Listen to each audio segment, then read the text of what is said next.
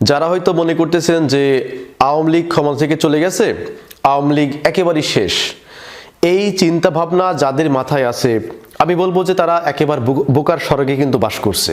যদি আপনি একটু ব্রেন খাটিয়ে চিন্তা করেন যে বাংলাদেশের শুরু থেকে, আমি এর আগেও এইটা নিয়ে একটা ভিডিও বানিয়েছিলাম যে বাংলাদেশের শুরু থেকে এমন একটা রেকর্ড আমাকে দেখাতে পারবেন যে একটি রাজনৈতিক দল পরপর 2 টার্মে ক্ষমতায় আছে? একটাও নাই। এদেশের মানুষ 5 বছরের বেশি কোনো দলকে ক্ষমতায় রাখে না। তো আওয়ামী লীগ একটা সময় ক্ষমতায় আসবে, সেটা হতে পারে 5 বছর, 7 বছর অথবা 8 বছর পরে।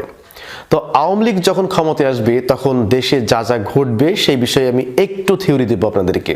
তো বাংলাদেশে আওয়ামী লীগ আবার যখন ক্ষমতায় আসবে তার প্রথম যে ঘটনাটা ঘটবে সেটা হচ্ছে বর্তমানে বিএনপির যে সমস্ত নেতাকর্মীরা, কিছু যে সমস্ত নেতাকর্মীরা ক্ষমতার অপব্যবহার করতেছে এবং যারা যা নাই তাই করতেছে, ক্ষমতা পেয়ে প্রত্যেকটা মানুষের উপরে স্টিম রোলার চালাচ্ছে, নির্যাতন করতেছে, চাঁদাবাজি করতেছে, এই সমস্ত পাতি নেতাদেরকে এরকম গুনে গুনে আওয়ামী লীগ তাদেরকে ধরে আনবে।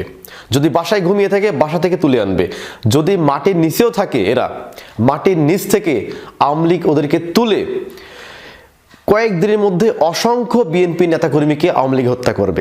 কারণ কি জানেন যে আওয়ামী লীগ হচ্ছে অত্যন্ত প্রতিশোধ পরায়ণ একটি দল। আমি একেবারে সত্য কথাই বলি যে আপনি যদি আপনার এলাকার দিকে যদি আপনি একটু তাকান, যে আপনার এলাকায় 100টা মানুষের মধ্যে দেখবেন যেই মানুষটা সবচাইতে বেশি বদমাইশ, যেই মানুষটা সবচাইতে বেশি মস্তান, যেই মানুষটা সবচাইতে দাঙ্গা করতে পারে, যেই মানুষটা মারামারি করতে পারে, যেই মানুষটা একটু রকজটা রুক্ষ টাইপের, সে আওয়ামী লীগ করে।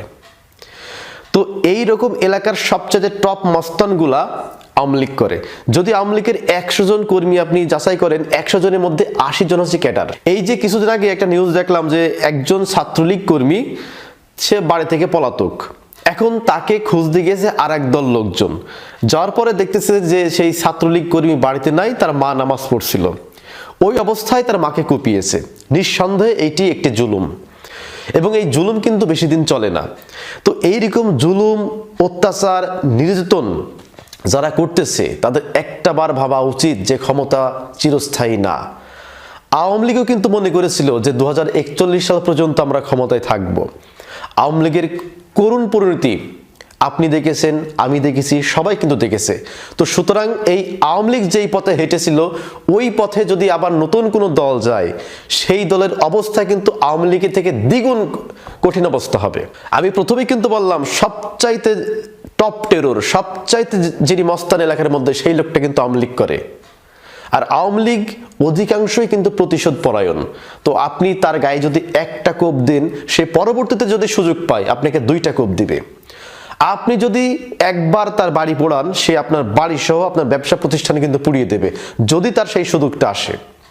তো সুতরাং এই ঘটনাটা কিন্তু ঘটবে যেই দিন আওয়ামী লীগ ক্ষমতায় আসবে।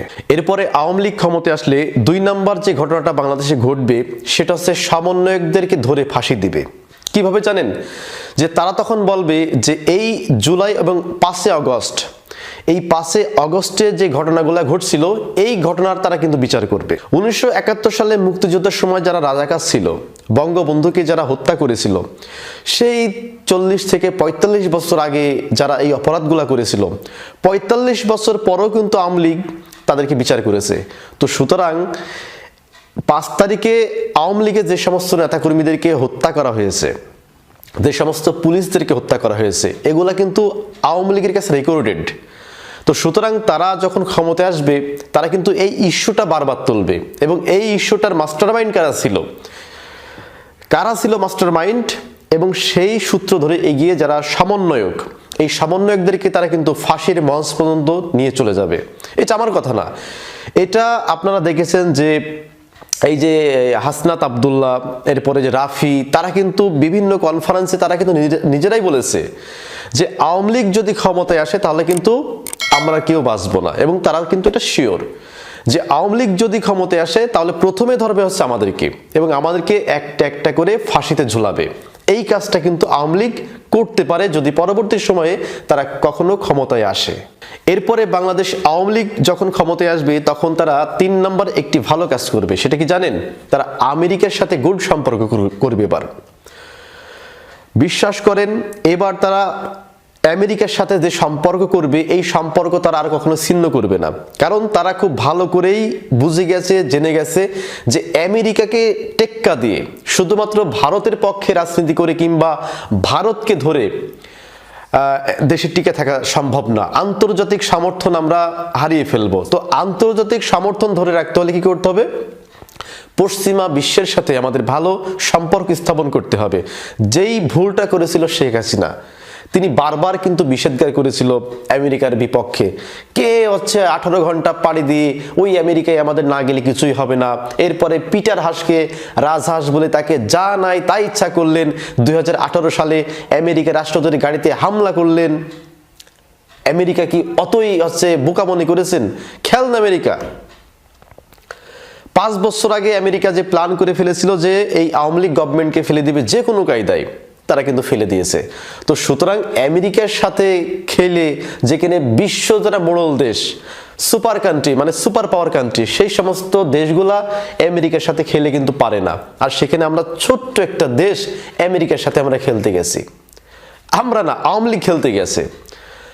আওয়ামী লীগ যেমন খেলতে গেছে আমেরিকার সাথে, এরকম একটা বড় বাঁশ আমেরিকা কিন্তু ঢুকিয়ে দিয়েছে।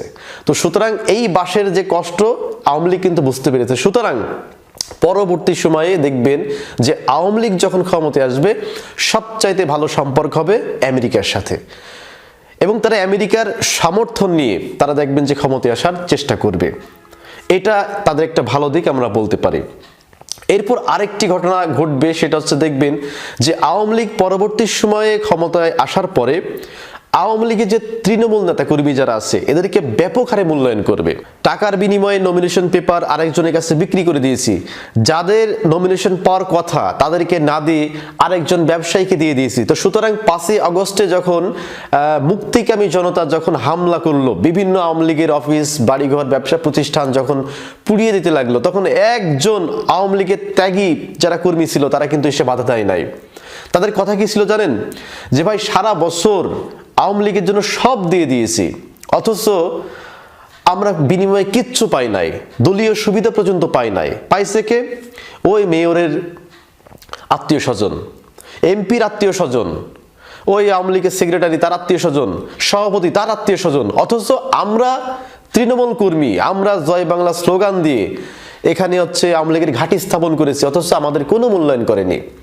এই দুঃখে কষ্টে অনেক আওয়ামী লীগ কিন্তু এই আওয়ামী লীগের প্রতি যে একটা শক্তি ছিল, জোর ছিল, এটা তারা হারিয়ে ফেলেছিল। তো আওয়ামী লীগ এটা এখন খুব ভালো করে বুঝতে পেরেছে যে তৃণমূল নেতাকর্মীদেরকে মূল্যায়ন না করার ফলে আজকে আমাদের এই করুণ দশা। তো সুতরাং তারা এরপরে যদি কখনো ক্ষমতায় আসতে পারে, তারা দেখবেন সবচাইতে বেশি মূল্যায়ন করবে আওয়ামী লীগের যারা তৃণমূল পর্যায়ে যারা নেতাকর্মী আছে, এদেরকে সবচাইতে বেশি মূল্যায়ন করবে।